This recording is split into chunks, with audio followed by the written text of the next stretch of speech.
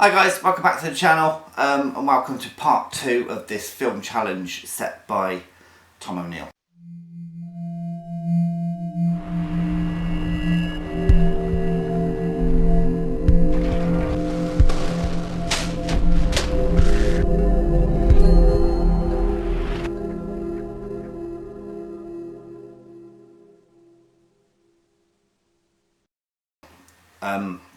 I'm going to try and keep this as short as I can. If you haven't seen the film challenge when I went out and got the photos, then I'll put a link to that up here and you can go and check that out, otherwise this won't make a lot of sense. So I'm not going to waste too much time. This is basically a look at the images that I got from my 5D3 edited in Lightroom to the film version that I've got with the EOS 600 film camera. Good challenge, by the way, Tom. Okay, so we're going to jump straight in. So the first one, as you remember, was the 4-second long exposure shot of the macro image that I took of the Gerbera. The ones on the left hand side here are the ones taken with my 5D3, and these ones are taken with the film camera. This one to me looks a bit redder, maybe not quite as sharp as this one, but I've been able to sort of sharpen it and I've been able to lift details and stuff like that out of Lightroom, whereas this one, as you know, is what you take is what you get. I feel this is my best image from the set that I got. I was a bit disappointed that they came back a fraction darker than what I was expecting. As I say, I took the shot with the 5D3 first, I transferred the settings over, but that light can change in a second, in a split second. So, and it can make your images darker or lighter. So yeah, that's the first image, probably my favourite, the one I'm going to put forward for the banner on Collabers on Facebook. So yeah, once that one was taken, we went outside for a bit of a handheld, faster macro shot of one of my yellow roses, and again you can see it's a little bit dark. It's probably a fraction not quite as sharp, but that could be down to the fact that the camera is quite old. It's got a much older sensor on it, and I can sort of sharpen these.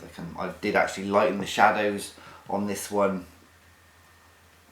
but on the whole I can't say I'm too disappointed. I've got photos at the end of the day to show you, which is what I was quite nervous about, if I'm honest. Taking the shots with the film camera, you just don't know what you're going to get. I really did envision having to go through Lightroom, resetting all the shots that I'd taken with my 5D3 and saying, look, it just didn't work, so this is what I've got.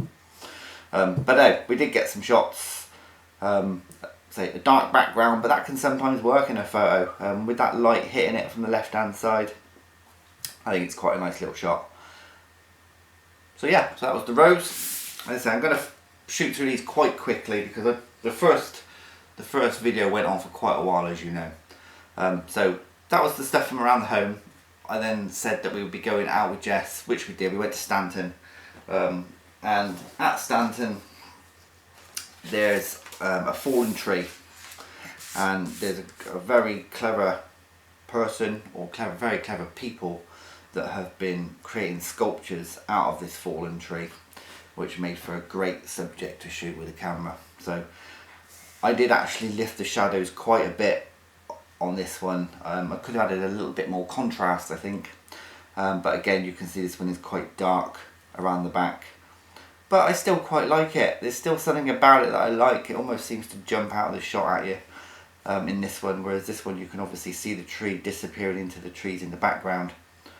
So it's a more subtle image, if you like, whereas this one seems to sort of almost bring out the shot at you. It does to me anyway. Shame a little bit, I think, about the shadows, but that's film for you. You just can't do nothing with it. You've got to sort of really know what you're doing. The last time I used a film camera, it did everything for me, and it was many years ago. So yeah, very happy. Deep down, I'm very happy with the shots. So yeah. After that, we carried on walking, and you might remember me stopping in the video on a tree line. Okay, so this is the walkway that I mentioned in the film. The one on the left here is very pastel-like, and you can sort of see through the trees to the blue sky. This one again is a tad on the dark side. I would have liked it to be a little bit lighter, especially around this area here.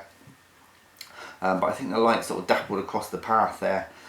Almost saves the image, if you like. But yeah, I had these printed up in 7x5 just to make them a little bit bigger for a bit easier to see. I printed mine off at 7x5 as well, but just left the white border so you can see the difference.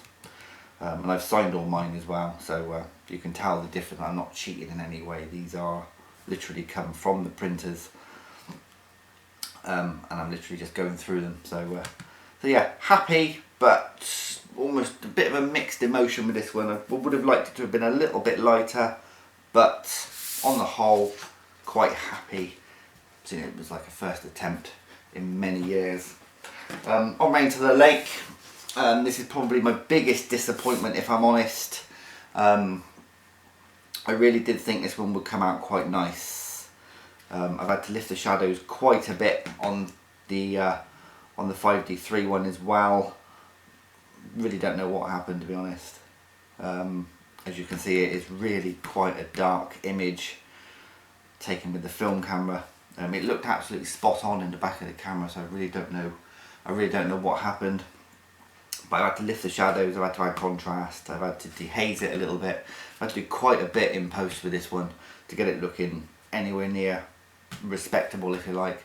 So once I knew I was doing all that, I sort of half expected this one to not be particularly good. But had it been just a couple of seconds longer, a bit of a fraction longer exposure, who knows, could have been anything. But there you go.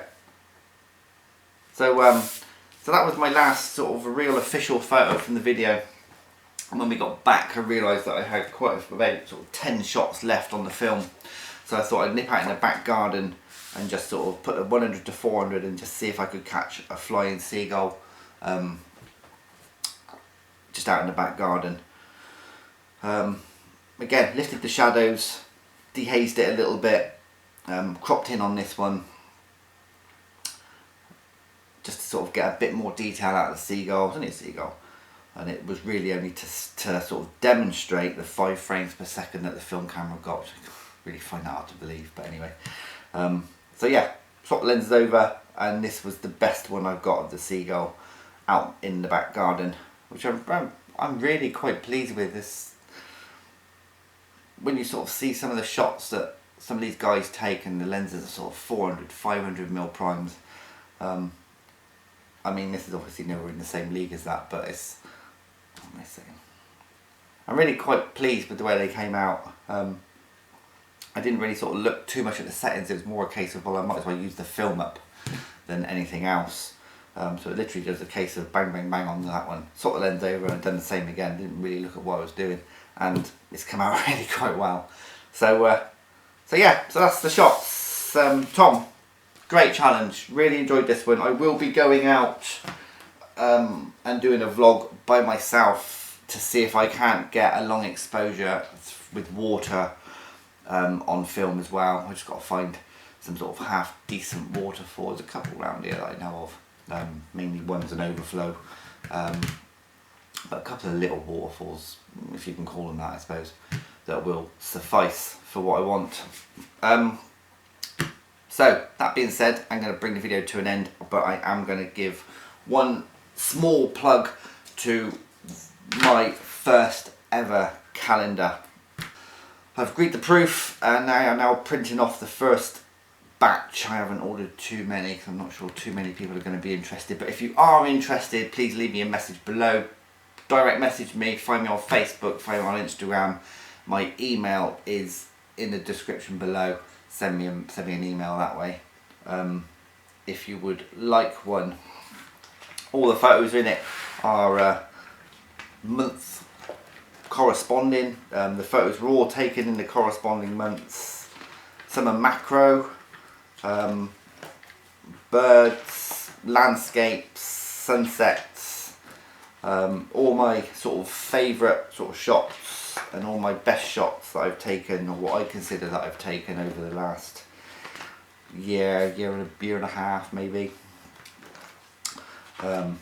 So that is now going up for pre-order if you like. I would like to know if you are interested. The first batch should be back next week, but we've got plenty of time. It's only just coming up to the end of summer, unfortunately. So plenty of time. Have a think about it. They are £10 plus postage if you want one. If you want to give a present to somebody. This is my first one. If it goes well, then I'll consider doing another one maybe next year. So that said, thanks to all the new subscribers that have turned up recently. I really appreciate you following the channel. If you've liked it, give it a thumbs up, give it a share, leave me a comment below, and I will see you on the next one. Bye for now.